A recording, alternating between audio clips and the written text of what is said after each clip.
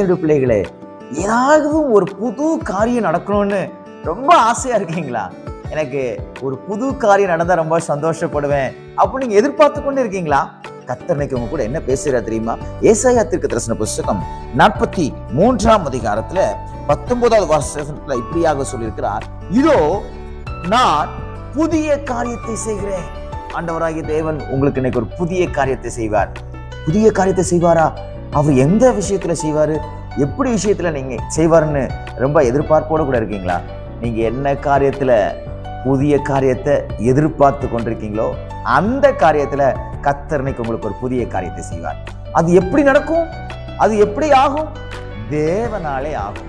தேவனாலே ஆகும். வாக்கு கொடுக்கிறவர் அவர், பேசுகிறவர் அவர்.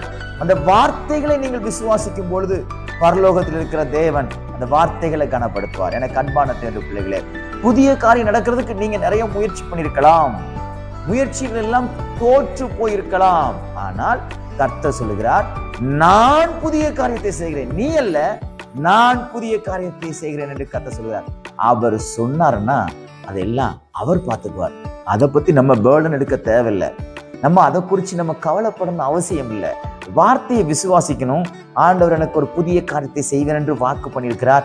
ஆகையால் என் வேலையில ஒரு புதிய காரியம் நடக்கும், என் வீட்டுல ஒரு புதிய காரியம் நடக்கும், எங்க குடும்பத்துல ஒரு புதிய காரியம் நடக்கும், என் படிப்பின் விஷயத்துல ஒரு புதிய காரியம் நடக்கும், எதிர்காலத்துல நடக்கக்கூடிய நல்ல ஒரு காரியத்தை ஆண்டவர் எனக்கு புதுசா செய்வாரு அப்படின்னு நீங்க எதிர்பார்த்து கொண்டிருப்பீங்கன்னா நான் சொல்லுகிறேன், கர்த்தர் நிச்சயமாய் புதிய காரியத்தை அவர் செய்து முடிப்பார். எனக்கு அன்பான தேவனுடைய பிள்ளைகளை, நிறைய நேரத்துல நமக்குள்ள குழப்பங்கள் வரலாம், நமக்குள்ள தேவையில்லாத டென்ஷன்ஸ் வரலாம். அதெல்லாம் கொஞ்சம் ஓரமா ஒதுக்கி வைத்து விட்டு ஆண்டவர்கிட்ட சொல்லுங்க, ஆண்டவரே நான் உம்மை விசுவாசிக்கிறேன், நீர் எனக்கு இந்த காரியத்துல புதுசா ஒரு காரியத்தை செய்வீர்.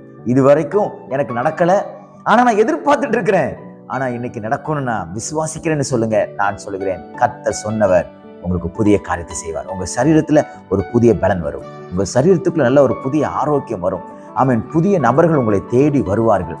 நீங்கள் எந்த காரியத்திற்காக ஆமீன் ஒத்தாசைக்காக எதிர்பார்த்து கொண்டிருக்கீங்களோ அந்த காரியத்துல கர்த்தர் உங்களுக்கு ஒத்தாசைக்காக புதிய நபர்களை எழுப்பி கொடுப்பார். உங்களுக்காக யுத்தம் செய்யும்படியாய், உங்களுக்காக வழக்காடும்படியாய், உங்களுக்காக நன்மை செய்யும்படியாக பரலோகத்தில் இருக்கிற தேவன் உதவி செய்வார். ஆண்டவர் சொல்லியிருக்கிறாரு, உங்க பிள்ளைகளுடைய வாழ்க்கையில புதிய காரியத்தை செய்வார்.